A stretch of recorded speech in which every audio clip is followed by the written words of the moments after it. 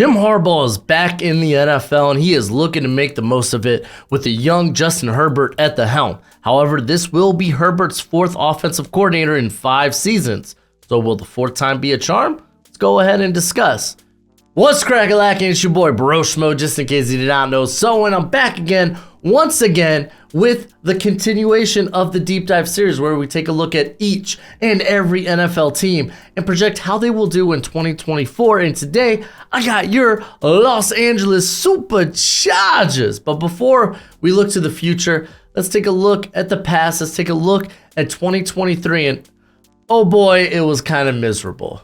Unfortunately, the Chargers fell short in Week 1 to the Miami Dolphins, and this is where I hit the panic button on Brandon Staley. The defense allowed 466 yards passing, and they could barely put pressure on Tua. Mind you, the Dolphins were missing their best offensive lineman in Terry and Arnold, and it didn't matter. Staley is a defensive-minded coach, and after 3 seasons, this defense wasn't good. The defensive struggles would continue the following week in a loss versus the Titans. However, the Chargers would get their first win of the season against the Vikings, but they lost Mike Williams for the remainder of the season in the process. They would beat the Raiders going into their bye week, making them 2-2, but they would lose at home coming out of the bye to the Dallas Cowboys. This was the worst the offense has looked all season. However, the offense exploded against the Chiefs the following week, but the defense was once again bad, costing them the game. Los Angeles would get a couple of easy wins against the Bears and the Jets to get them back to 500, but then they would lose a shootout to the Lions 41-38. After losing to the Packers in Week 11, Staley was asked if he would give up defensive play calling duties. You can stop asking that question, okay? I'm going to be calling the defenses, okay? So we're clear. So you don't have to ask that again. After another loss, the Chargers would beat the Patriots 6-0 in an ugly weather game. And then the following week against the Broncos, Justin Herbert would fracture his index finger on his non-throwing hand, which would effectively end his season. He was already nursing a fracture in his middle finger that was on the same hand since Week 4. And another thing, if you didn't know, the Broncos did beat the Chargers to bring their record to 5-8. And then came Thursday Night Football. The Raiders utterly smacked around the Chargers 63-21, but it might have been a blessing in disguise because this proved to be the straw that broke the camel's back. Brandon Staley was finally given the can, and the Chargers, they would go on to lose the rest of their games, but Staley was finally gone. He was unable to fix this defense despite adding big-name defensive players, and over his tenure, no other defense gave up more explosive plays than the Chargers.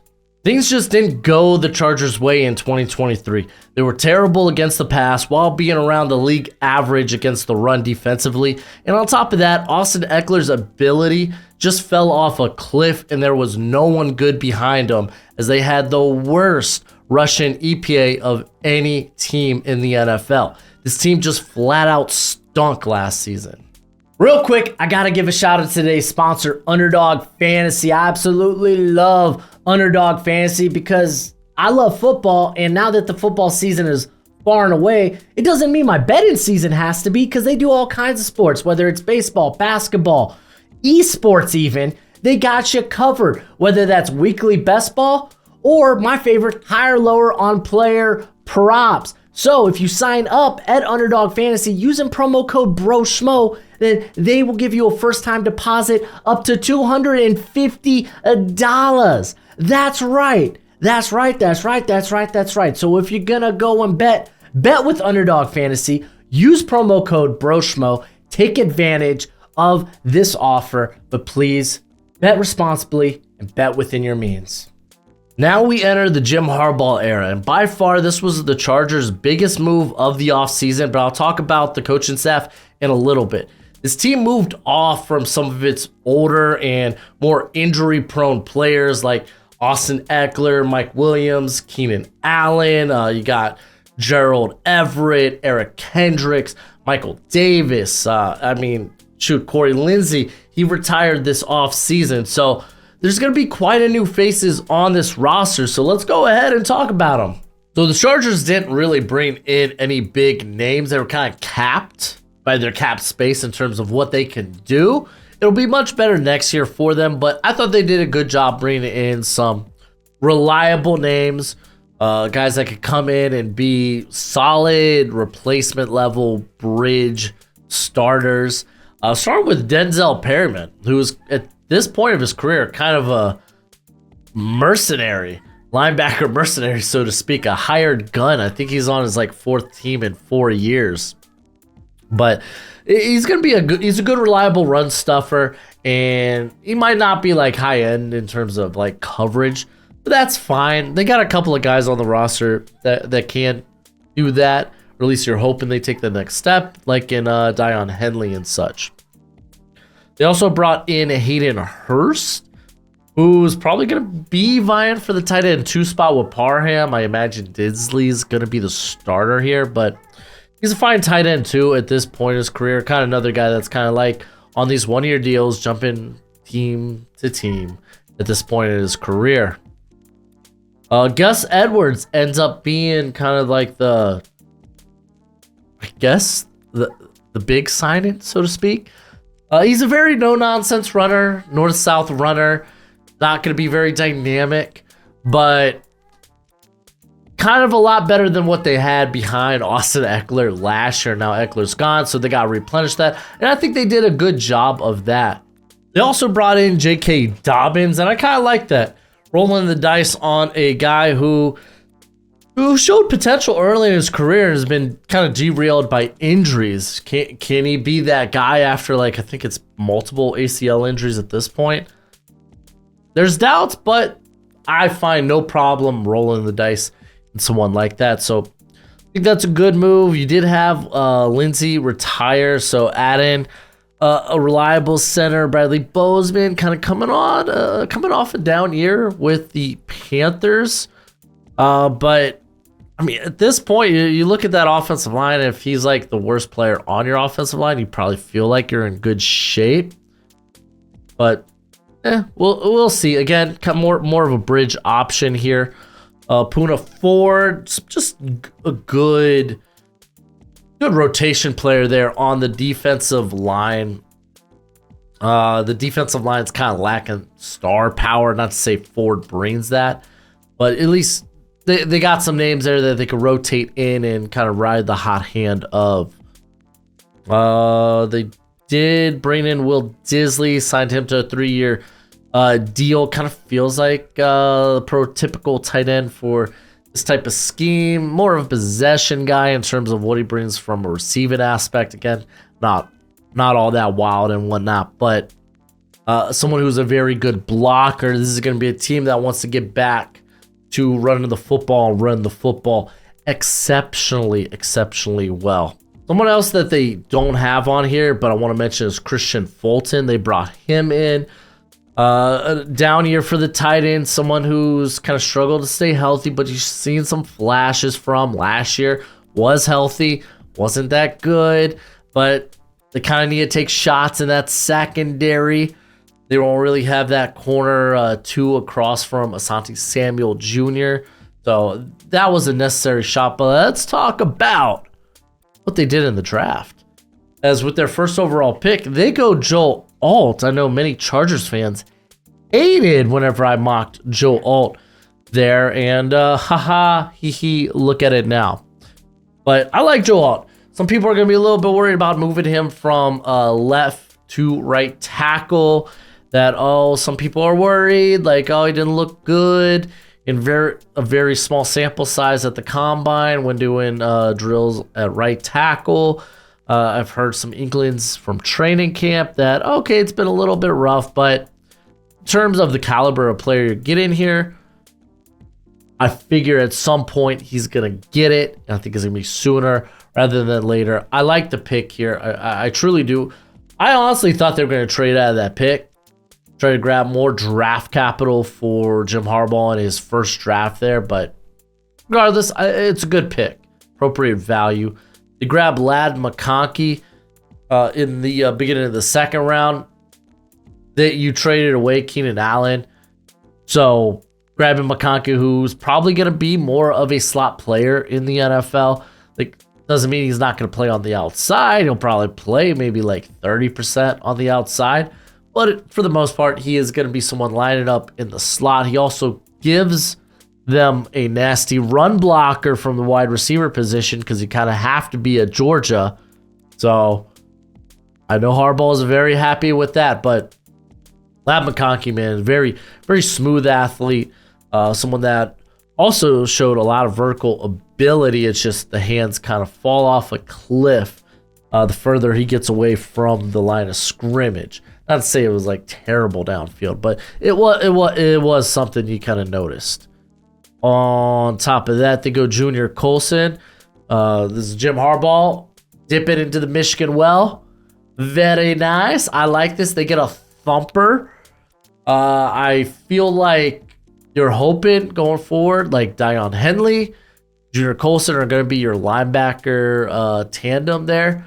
I think early on it's probably Perryman, though I think Henley has much better coverage chops in comparison to, well, I think both Colson and Perryman. But yeah, Colson's a thumper, a guy that was hardly ever out of position. He was, I think, my linebacker 2 or 3. I can't remember at this point. Draft is so long ago. Then we go to the 4th round. Justin Boygby. He's kind of a tweener. He's like hovering around that 290, 295 spot. So someone you can't line up as a 0 tech or probably really around the A gap. But someone that'll be able to take advantage around that B gap 3 tech area. So it was a little high for me, but I get it. These Alabama players always end up being relatively solid along the defensive line, more so the interior. Some of them become stars, others just become like viable parts in the rotation. I think Boygby's probably going to be more of the latter there. Then we got Tarheeb Still out of Maryland, probably going to vie for the slot. I kind of projected him as a slot player in the NFL. We'll see if he can unseat Jasir Taylor there, but good luck, Godspeed, man. I think I had more of a late day 3 grade on him, but I mean, that is kind of a high 5th round pick. Cam Hart was an utter steal here. You get length, you get size, and you get a guy that wants to play physical. Yeah, I like this. I like this quite a bit. A lot of people had him probably 3rd, 4th round at the very least. He ends up going to the 5th. Great pickup here, as that's going to be kind of a common theme where it's like, oh, this guy's fallen, snag him. And then they go Kamani Vidal in the 6th round, and there's a good shot he sees some quality playing time this year, especially with like J.K. Dobbins. He stay healthy, but Vidal does everything really well. Good pass blockers, got some receiving chops, very solid on the ground. It's just like, I wouldn't say there's any like one thing that really sticks out as like, oh wow, this guy's amazing at this. Good contact balance, good low center of gravity. I expect him to be in the fold there. I truly, truly do. And then Brendan Rice. A lot of people pegged him as like a 3rd rounder. I think I had a 4th round grade on him. He ends up going to the 7th. Big pickup for a team that, yeah, they desperately need a little bit more spice at receiver, and he gives them that in terms of size, vertical speed. It's not half bad with him, but someone who can make the highlight catch, who's got a little bit of that possession receiver in him. Speaking of which, I think they double dip here a receiver with another hardball guy in Cornelius Johnson. He is very much a possession receiver, someone who can win in the short to intermediate, someone who's a very good run blocker on top of that. Do I expect him to be in the fold early?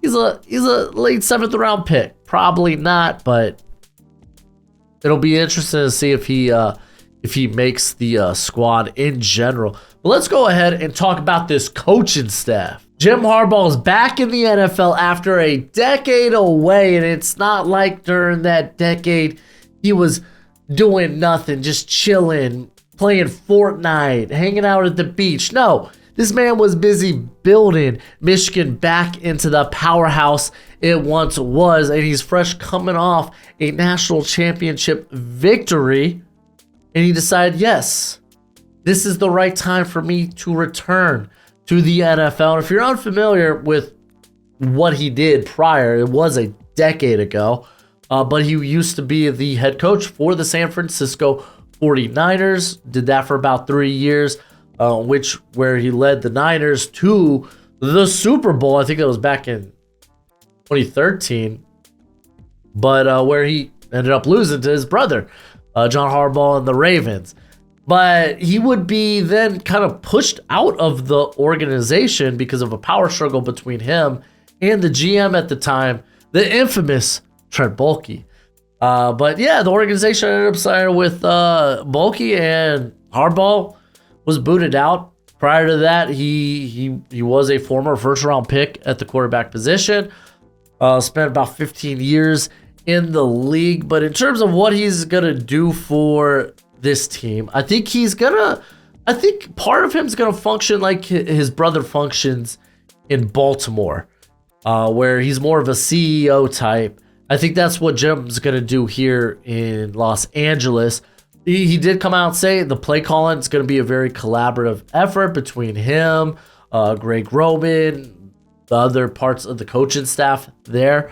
That will be something to watch out for, but I think for the most part, they're going to be sticking with Greg Roman's scheme here. So let's go ahead and just talk about Greg Roman and his scheme. This is a guy that kind of been infamous for being someone who is good at taking young quarterbacks or quarterbacks with limited experience, or at least limited starting experience, and kind of easing their way in the NFL, like making it easy for them. But then always there's that point where his scheme doesn't just expand off of that. It's like, okay, you've built this quarterback up. Now let's really open up the playbook, which, hey, there's a lot in the Greg Roman playbook. It truly is. It's just doesn't get called. At least it didn't with Lamar. But he was formerly an OC of the Bills back when that was like the Tyrod Taylor days. Was the OC with the Niners. Again, most notably was the OC with the Baltimore Ravens, and how he just handled Lamar when he first entered the league and whatnot. But what he brings to the table schematically is kind of this like West Coast offense where you're going to see a lot of just like the short, quick passes, a little bit of that intermediate with the occasional shots, but he really loves like power run concepts. Granted, he has molded it to whatever quarterback he has at the time. So like with Lamar Jackson, he got Lamar Jackson going in the run game, whether it was bootleg, read option, or whatnot. But we are going to see more like counter, gap, like inside zone. That's going to be a bit of the running scheme you're going to see, which, hey, no surprise, Gus Edwards, he's decided to come along for the ride. Again, well, I mean, Gus Edwards was under Greg Roman, but no surprise. Gus Edwards, that's his type of game. He loves that.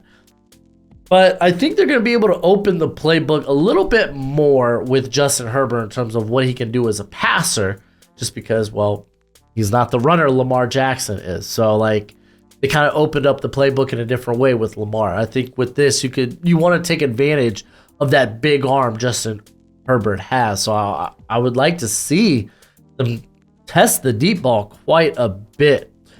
But if they're going to do that, that means play action needs to be a huge part of this, which means the run game needs to be not necessarily successful, but at least have some moderate success. That's why they kind of address the position in both free agency and the draft when it comes to running back, when it comes to the offensive line. So I'm really excited to see that. Down below, you're going to see my grades for the essentially like the run offense, the pass offense. When it comes to coaching, when it comes to the defensive side, Jesse Minter kind of in his like first stint as a DC in the NFL. So I got more questions there. We'll talk about him in a second. But I do think Greg Roman, he knows how to get the run game or get the most he can out of the run game. The question is, will he open the playbook? We know the play calls are in there. Will he open the playbook? I mean, if you're going to do it with any quarterback, Justin Herbert would be that guy. But let's talk about Jesse Minter here, as he was formerly the DC there for Michigan. He kind of took over after Mike Macdonald returned to the NFL as the Ravens DC. Now he's the Seahawks head coach, which that's kind of cool.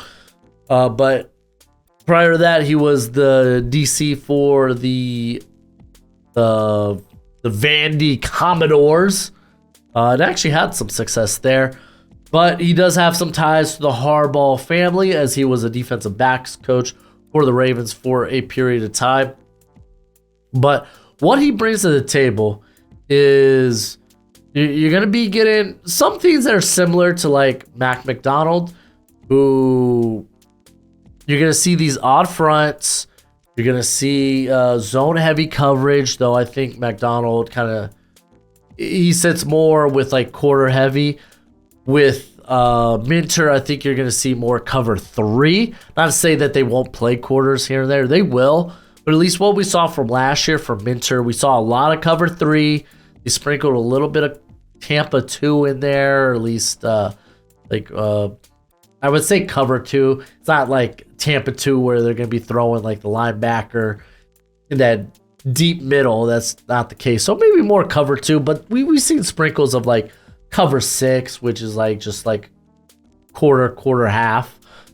So I like this. I like this. This allows the corners to really play to their strengths. You could have press one side, or you could have off ball coverage on the other, which that kind of plays into Asante Samuel Jr., which I don't want to see him get in the grill of pass catchers.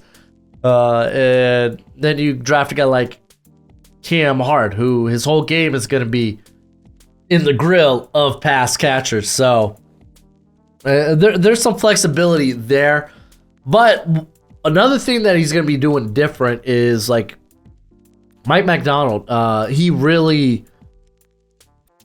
shied away from blitzing. He really liked to rely on the front four, and he was more timely with his blitzes in terms of, okay, first 2 downs, they don't really do it a lot. They get to 3rd down, and suddenly they're like a top 10, top 5 unit when it comes to blitz rate. It's going to be a little different with Minter. He's more along the lines of like, no, let's bring the pressure, man.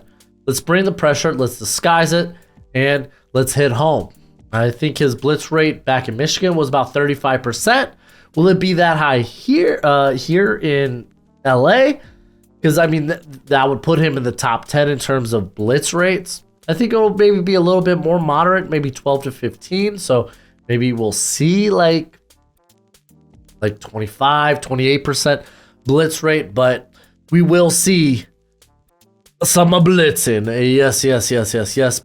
Let's talk about the rest of this coaching staff, as Jim Harbaugh has brought over some guys from that Michigan coaching staff, but at the same time, he's reached out to some of the cats that worked under his brother there in Baltimore. So let's start with the defenses. You got Navarro Bowman as the linebackers coach. I love seeing players that I used to watch growing up become coaches, and Bowman was actually a defensive assistant in Maryland last season, and it's kind of been a big part in terms of the development of a linebacker we're going to be talking about in the 2025 class in Jayshawn Barham, who now transferred over to Michigan, and it's just kind of funny how that comes full circle. But you also got Mike Elston here, who was under the Michigan coaching staff as he's like a former like edge rusher, outside linebacker.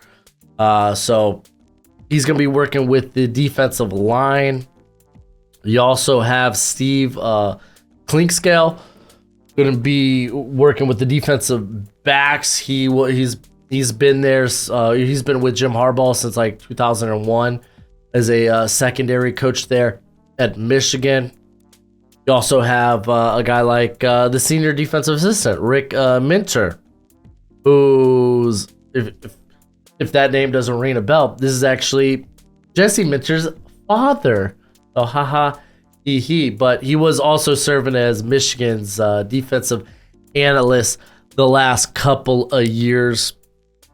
Looking at some of the other guys they got here, I guess let's just move to the offense as you have Andy Bischoff, who's going to be the run game coordinator as well as the tight end coach, as he worked with Jim's brother John back in like 2000 there with the Ravens. I think he was recently the Giants tight end coach, but now he's over here. You also got a guy like Marcus Brady. I'm not too excited about. He's shown his struggles back when he was like the OC for the Colts, but we'll see. Fresh start for him. You got Mike Devlin, who worked under also John Harbaugh with the Ravens as an offensive line coach. He's now over here. So it's not surprising that Greg Roman brings in some of the guys that he worked with there. I think the big thing is they actually bring back Shane Day. If you're unfamiliar with Shane Day, he was the quarterback's coach, passing game coordinator for Justin Herbert in his rookie season. So he's like Herbert's first 2 years in the league. Shane Day was with him for that. He heads over to Houston for a year, which, oh man, look at CJ Stroud. Golly, yeah, you want Shane Day here in staff. So now he's back here with the Chargers, back working with Justin Herbert. That's kind of huge. That's kind of clutch. I like it a lot. You also got Nick Hardwick. He was retained as the assistant offensive line coach here. Also, want to give a shout out to, well, the special teams. You got Ryan Ficken, who's I think done a really good job when it comes to like Cameron Dicker, the kicker. Did a good job with him last year, as well as like the punting unit was really solid. So I'm glad that he's back here, that they chose to retain him. But let's go ahead. Let's talk about this offense. So, of course, you can see on the screen my grades for each position group, and I still believe in Justin Herbert. I truly, truly do, and I think a lot of things are going to be working in his favor. I know the addition of Greg Roman doesn't seem that sexy, but I think Shane Day returning as that quarterback's coach is going to be huge. And I think, honestly, a change in the offensive philosophy, I think, will be huge for Herbert as well.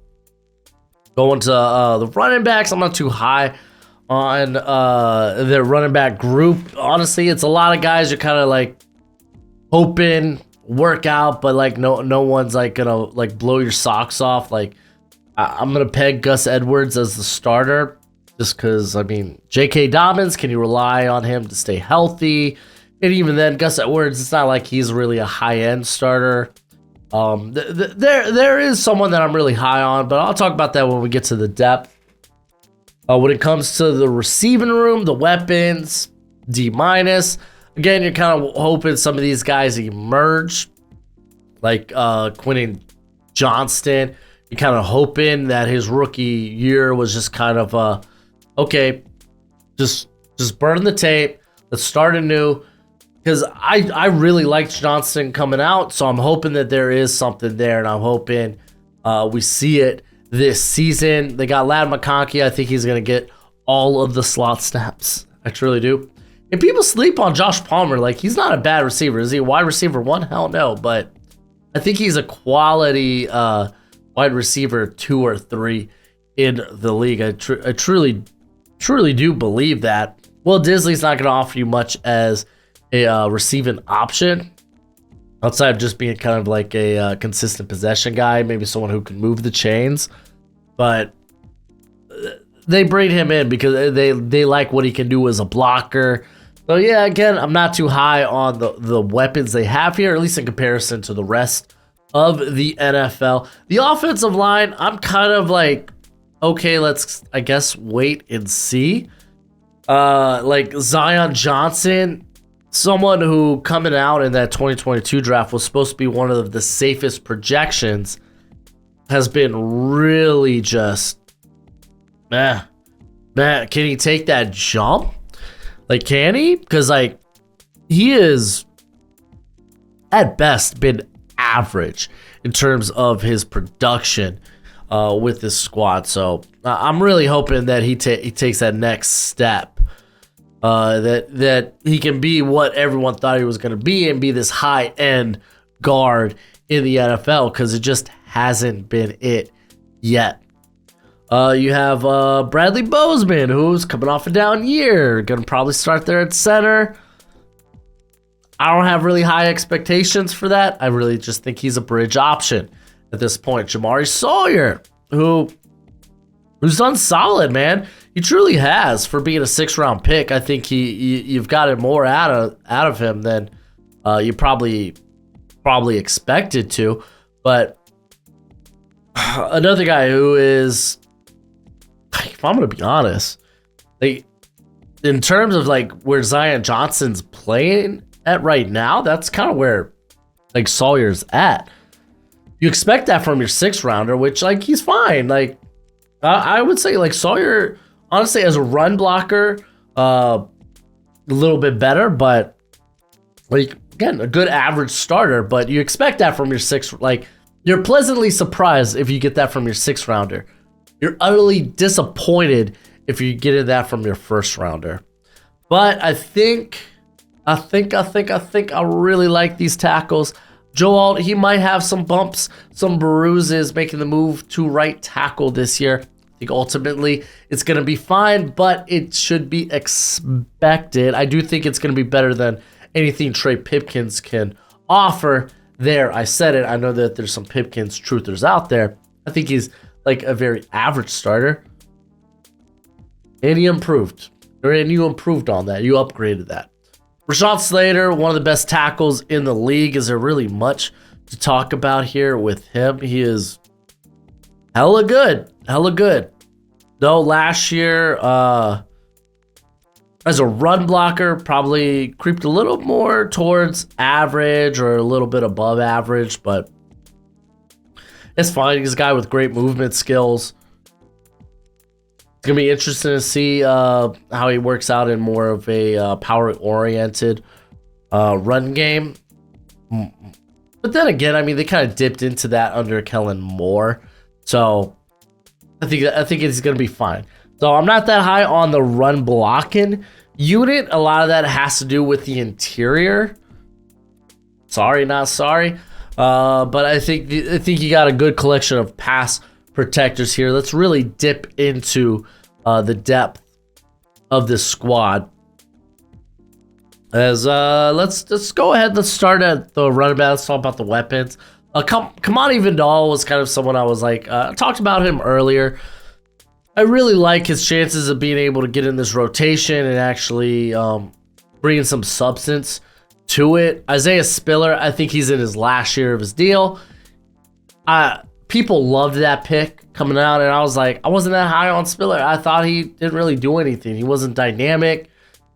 It wasn't exactly like he was like this burner either. I just thought he did a whole lot of nothing. Like, I think I had him as like my running back 16 in that class or something.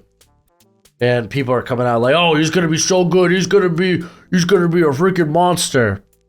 Wah wah wah wah. Yeah, Kamani Vidal deserves to be above him on the depth chart. At least, I don't know, man. I don't want to like say Spiller's just out of the running here. Maybe he finds something in camp, but like Vidal, I was a big Vidal guy this past season, so he kind of adds more of a pass catching element to guys like Edwards and Dobbins. You got Elijah Dotson, Jared Patterson, former Buffalo Bull there. Not much to talk about guys that probably won't make the squad. Will they stick with the tight end? Will Ben Mason stick with the squad? I'm fascinated. You let me know what you think. Will they hold on to tight end But Will Disley's up in town. He's going to be their tight end one, in my opinion. At least he's going to be the guy that sees the most snaps because of what he can do as a blocker. I think Hayden Hurst probably does slide into that tight end 2 role because Donald Parham, I just don't think he's that good of a blocker. And I think that means he's going to lose snaps in this type of offense. So that's something to look out for. Stone Smart did see some time last year. But I'm not too crazy about him. I'm actually kind of rooting for like Zach Hines. Was another guy that's actually a really good blocker. He's got some size and some heft to him. Coming out of South Dakota State as a UDFA, I'm kind of rooting for him there. Maybe to get that tight end 4 role, but Smart does have the experience over him. When it comes to the wide receiver core, I do think it's going to be Palmer, Johnson, McConkey, and then maybe we see a little sprinkle of DJ Chark. He's back. Catch the football, DJ Chark, but he will be their vertical threat there. Darius Davis, I think, is going to be relegated to more of a special teams role as a return man, which is fine. Question is, who's wide receiver 6? It's going to come down to Rice and Johnson and maybe Fehoko. Fehoko, at this point, is more of a special teamer in his career. So, honestly, if he offers more special teams-wise than guys like Braden Rice and Cornelius Johnson, he might get the go at wide receiver 6, while the other guys hit the practice squad. I do think, though, Braden Rice probably edges those guys out. I think he was a better prospect than those guys. Though Cornelius Johnson I liked as kind of like a mid-day 3 pick. I do think he, though, edges out, or Rice edges him out just because he can do a little bit more as a receiver, at least when it comes vertically. I just don't think Johnson has that dog in him. I don't think I'm too familiar with the other UDFAs they have here, a wide receiver. So, assume they're probably long shots to make the roster. Regardless, though, I think we could all agree the weapons aren't where they need to be yet. And you're kind of hoping for guys to step up. So we kind of wait for those guys to actually physically step up. Easton 6 coming back as quarterback 2 here. Max Duggan, maybe he could press him, but at the very least, Duggan will function as like the emergency quarterback. Casey Bauman, not too familiar with him. There, I'm gonna pull him out as a UDFA. Where'd you come out of? Augusta. What was that? Augustana? Yeah, I'm not familiar with this cat whatsoever. Was that Canada or something? But, listen, if Herbert goes down, they're in big trouble. They're in big trouble. It's a wash of a year if Herbert goes down. Stick, Duggan, I don't got a lot of faith as in those guys as high-end backups. They're not. They're just not. When it comes to the offensive line, will there be a battle anywhere? Probably not.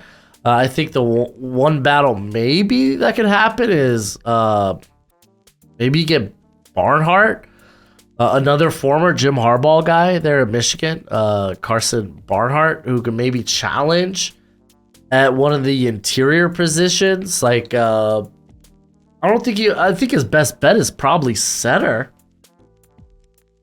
Yeah, his best bet's probably center, but he also got Brendan, was it Jameis there? Who, I mean, he's been a guy they've been developing for a minute. I think Barnhart probably has the edge. Yeah, probably, more than likely. Jordan McFadden, I'm actually a fan of, man. I think when called upon, he's been fine. I do think he's probably more of a backup in the NFL, more of a high-end backup. But when his number has been called, he has been solid enough. Trey Pipkins, honestly, you're dealing with one of the better backup options there at tackle. So I like that. I like that quite a bit. Alex Leatherwood is here. Let's see if he makes the roster. Foster Sarrell, not too familiar with that cat's game, so I couldn't tell you much about him. Willis Patrick, I liked coming out of TCU as a guard. Still kind of a long shot to make the squad because I do think you got like Jordan, Brendan, and Carson are probably the most likely to stick to the roster. Bucky Williams, I want to say, is that Appalachian State? Yeah, Appalachian State. I think he was formerly a tackle, but he's a bit undersized. Don't quote me on that. Again, the 2024 draft feels like it's been a lifetime ago. But there's your offense. Let's go ahead. Let's talk some defense. When it comes to this defense, you got a lot of replacement level bridge starters coming in, so I don't think it's necessarily going to be good. I really don't. But let's go ahead and talk about it. Khalil Mack, he's going to be starting one of the edge spots. And then I'm actually going to give it to Toi Piloto here. Just because I don't know. I don't have faith in Joey Bosa staying healthy. I just don't. If he is healthy, yeah, he'll probably be the lead snap getter. But it kind of is what it is. I liked what I saw from Tully last year, as the dude was a technician. Truly was. Got after it. Looked good as a rookie. I expect that only to get better. And this is the thing. When it comes to his run defense, I have it among the bottom of the NFL. I don't think that's fair. Because I think what they do at edge is really good. Like Khalil Mack's a very solid run stuffer. I think Tully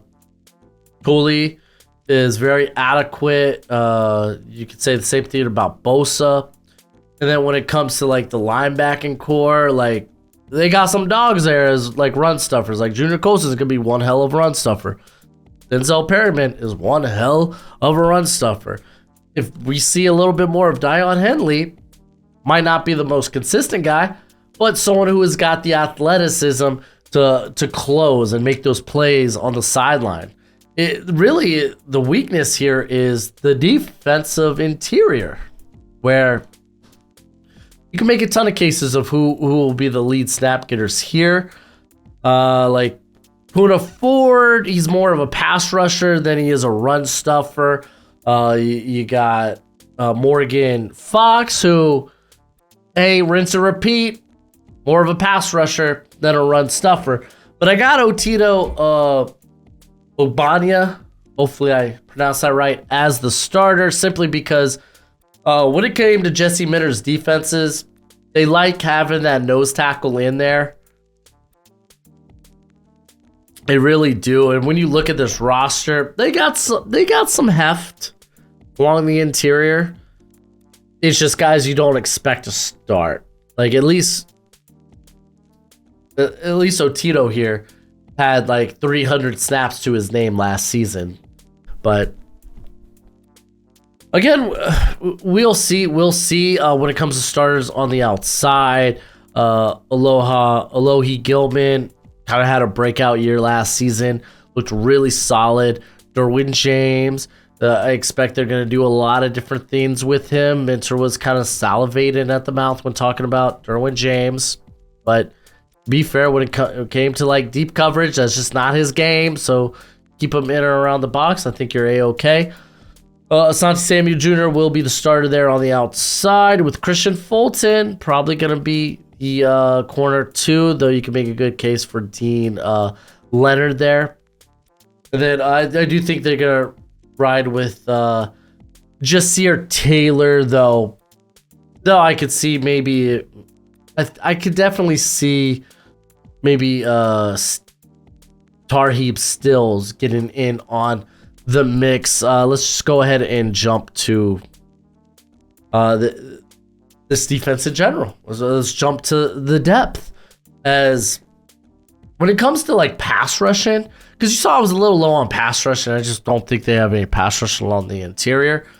They want their nose tackles to get depth, hit hard, create a nice little bulge, and we will take care of the rest. That's kind of the function of the nose tackle in Minter's defense. I don't know if they really have a guy that's really up to the task. Maybe you make a case for Christian Hilton, who was Granted, not under Jesse Minter, but he was under Jim Harbaugh back in Michigan a few years ago. So maybe there's a case there. Jared Clark, I really liked coming out of Coastal Carolina, though I do feel like more of what he does is as a pass rusher, which maybe that's going to be his role. You got Otito there on the early downs. Maybe Clark could sneak in on the later downs. But Scott Matlock was kind of what you expected from a 6th round pick last year, though I thought he was fine enough when called upon, but I just don't have a lot of faith on this defensive interior. I truly don't. When it comes to like the edge depth, because honestly the guys you really need to know are just Bosa, Khalil, and Tully, but they did bring in Bud Dupree, veteran rotation player at this point. Should have never got paid all that money in Tennessee, but that's neither here or there. Chris Rumph is still around, and I like that. I'm a big Chris Rumph guy. Hopefully he could maybe carve out some playing time. Highly unlikely, though. Andrew Farmer was more of a developmental guy coming out of, was it like Youngstown State? Can't remember now. It was Lane College. That's right. It was simpler than that. Lane College. Which, funny enough, that's where Quantez Stiggers was initially supposed to go before he dropped out because of, tragedy in his life. So, Lane College, giving it a shout out. Savion Jackson didn't do a whole lot of anything at LSU. Not too familiar with Chris Collins or Tremont Morris Brash, but those are your edge players when it comes to the linebacking core. I actually like Nick Neiman a lot. He's been a very solid special teamer, and I feel like suddenly, do we have some good depth at linebacker? Let's go. The minute you kicked Kenneth Murray to the side, you suddenly look a lot better at linebacker. And I truly do. I truly do believe this team's a lot better off at linebacker. Deion Henley, I really hope, gets into the starting mix here. I really want to see what he can do. A very good athlete coming out of Washington State who needed to refine parts of his game, but I'm pretty darn excited about that. Troy Dye is on the squad, nothing more than really a special teamer. Shane Lee, I want to say, was like a old head at USC. Yep, there we go. Old head at USC, so he's probably nothing much than a special teamer, at least at this juncture in his career, so it's kind of hard to see him making the roster. When it comes to the secondary, I did say Dean Leonard potentially could carve out a starting role, especially if Christian Fulton, looks more of the same as he was last season. But that type of battle doesn't put the cornerback room in a good place.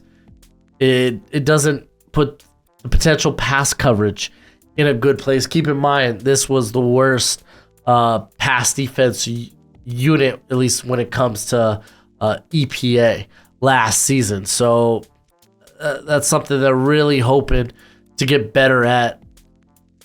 Maybe they do, maybe they don't. Cam Hart, can he see the field? Maybe. I mean, dude, if Fulton and Leonard are really struggling, there's a way, man. There is a way. But at that point, you have a 5th round rookie starting on the outside. You don't exactly love it. You just don't love it. They could get creative with Asante Samuel Jr., playing him inside and out. Last year, I believe they ultimately just rode him as an outside receiver. But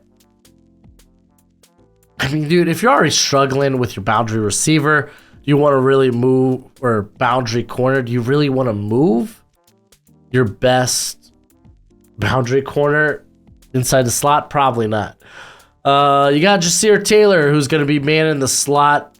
Tarheeb still probably a long shot to take that job, if anything. Yeah, just a long shot. Don't see it happening. I just don't.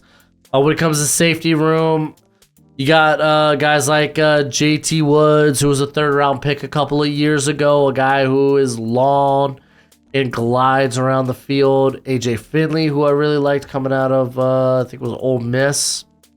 Just another very good athlete. You got Tony Jefferson up on the squad. Golly, man, didn't know he was still hanging around the league. I don't think he makes the squad.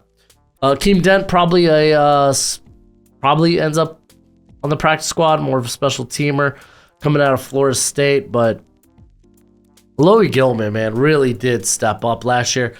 I pegged this guy coming out as a box only type of safety. He played a majority of his snaps deep last year. And to be fair, was really good. He was hella good. Had 7 pass breakups, 2 interceptions, solid tackler. Question is, can Derwin James kind of bounce back? He was kind of a little bit of a liability in coverage here and there. Not as much as obviously boundary corners were, but it's neither here nor there. It's neither here nor there. I wonder, do you get creative? Do you go ahead and do you line up maybe Derwin James in the slot? That way maybe JT Woods, AJ Finley, maybe those guys can hit the field. Because I really do think they have something in one of those two guys. I think one of those two guys could end up being a starter at some point. Just maybe not here. Maybe after their contract winds up. But take a quick look, see how many snaps. Dude, JT Woods had all of 61 snaps last year. AJ Finley, all of 27 snaps last year.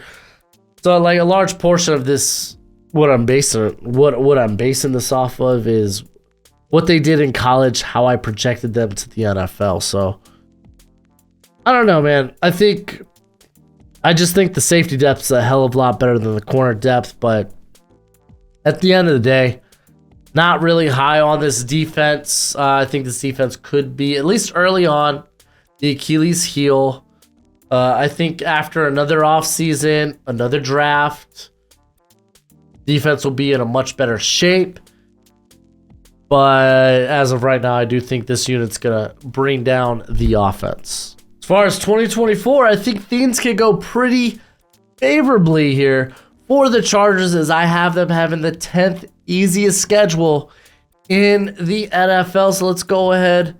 Let's take a gander at the suckers. They open the year with the Las Vegas Raiders. Raiders, they're still looking for their quarterback of tomorrow. Maybe he's already on the squad. Maybe it's Uncle Rico. Maybe it's Aiden O'Connell. But I think this is a very winnable game. It's at home. So let's say they split with the Raiders. I think both these games are winnable. I know that they're on the road. In all likelihood, they probably lose one of these games with it being on the road. So let's take the one away from the Steelers. Let's go with the Panthers win. So, bam, you're heading into your matchup with the Chiefs at home, 2-1. You're feeling good. I mean, if you're gonna beat the Chiefs, it's probably going to be early in the year. Chiefs were kind of a mess early in the season, last season.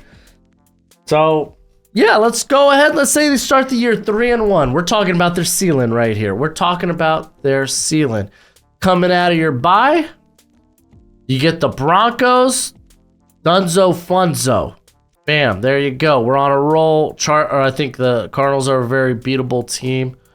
Kind of hesitate.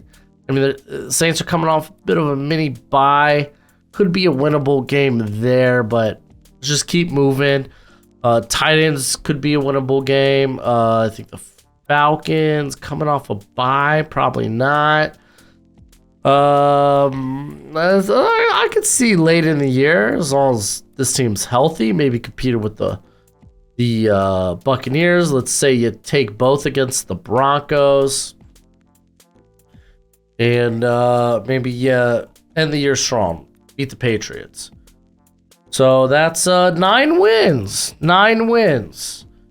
And I mean, they could surprise here. They could maybe beat a team like the Steelers. Maybe they beat a team like the Saints or the Browns or like the Falcons. Suddenly we're looking at 12 wins, but I think that's we're in fable land. We're talking about fairy tales at this juncture, at this standpoint. I think it's far likelier that this team's ceiling is probably going to be around 9 to 10 wins. But I have them at 7 and 10. I think that's probably even a little bit more likely. Again, I think the defense could be a wreck. I think they could lose maybe a game right here to the Raiders, even though it's at home. I don't think you're going to steal one from the Chiefs. I just have my doubts there. I don't think you can take one here. Let's take this one away. I think these are all plausible. That has me sitting, bam, at 7 wins. So 7 and 10. And I think it's fair to temper expectations. Like, offensively, do you have weapons or not? You're going to find out this season. Defensively, you really just have some replacement level bridge starters. It's fine. It is what it is. Next season, next off season, whether it's free agency, whether it's the draft, you're gonna be able to address what you need to do defensively. So I don't know. If I'm the Chargers, I'm happy. I think we're headed in the right direction. But you let me know what you think in the comment section below. If you want to check out more from the deep dive series, well, shoot. I did the Broncos not too long ago, so if you want to look at the division rivals, see how they stack up, check out that video down here. You can always check out my summer deep dive when it comes to the 2025 NFL Draft. I'll leave those videos down there as well. But as always, until next time, you be easy, my friends. Later.